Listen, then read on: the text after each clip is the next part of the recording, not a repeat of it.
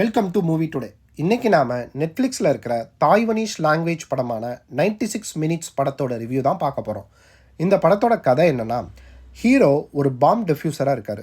படத்தோட ஆரம்பத்திலேயே ஒரு சினிமா தேட்டரில் பாம் வச்சுட்டாங்கன்னு நியூஸ் வந்து அதை டிஃப்யூஸ் பண்ணுறதுக்காக ஹீரோவோட உயரதிகாரியும் அங்கே போகிறாங்க. அப்போது ஹீரோ மட்டும் அந்த பாமை டிஃப்யூஸ் பண்ணுறதுக்காக போகிறாரு. அப்படி அந்த பாமை டிஃப்யூஸ் பண்ணிகிட்டு இருக்கும்போது வில்லன் கால் பண்ணி, இதே மாதிரி ஒரு பாமை நான் பக்கத்தில் இருக்கிற ஒரு டிபார்ட்மெண்டல் ஸ்டோரில் வச்சுருக்கேன்னு சொல்கிறான். அது மட்டும் இல்லாமல் இங்கே இருக்கிற பாமை டிஃப்யூஸ் பண்ணிங்கன்னா டிபார்ட்மெண்டல் ஸ்டோரில் இருக்கிற பாம் வெடிச்சிரும்.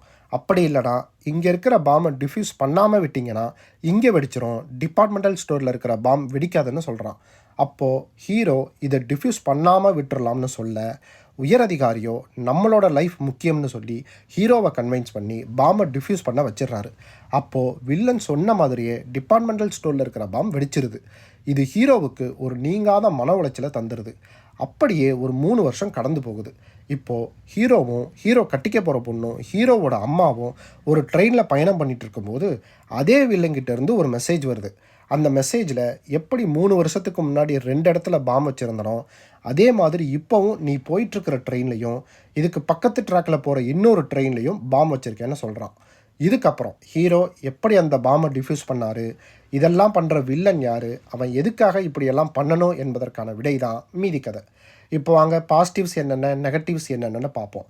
பாசிட்டிவ்ஸ் என்னென்னா, படம் ஸ்டார்டிங்லேருந்து எண்டு வரைக்கும் எங்கேயுமே ட்ராப் ஆகாமல் ஃபுல் ஸ்பீடில் தான் போகுது. அதுக்கு முக்கிய காரணமே இவங்க பண்ண ஸ்க்ரீன் ப்ளே தான்னு சொல்லுவேன்.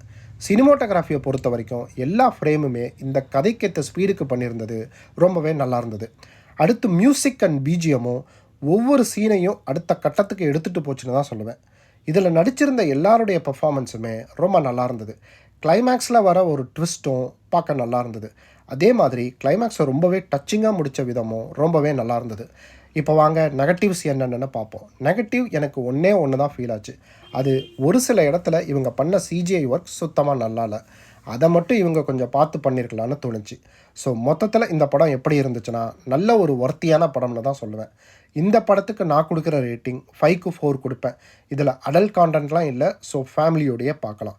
இந்த வீடியோ உங்களுக்கு பிடிச்சிருந்தா லைக் பண்ணுங்கள், ஷேர் பண்ணுங்கள் அண்ட் சப்ஸ்கிரைப் பண்ணுங்கள். நீங்கள் பண்ணுற ஒவ்வொரு சப்ஸ்கிரைப்புமே எனக்கு ரொம்பவே ஒரு மோட்டிவேஷ்னலாக இருக்கும். இதில் ஏதாவது நிறைக்குறைகள் இருந்தால் கமெண்ட்டில் பதிவிடுங்க. தேங்க்ஸ்.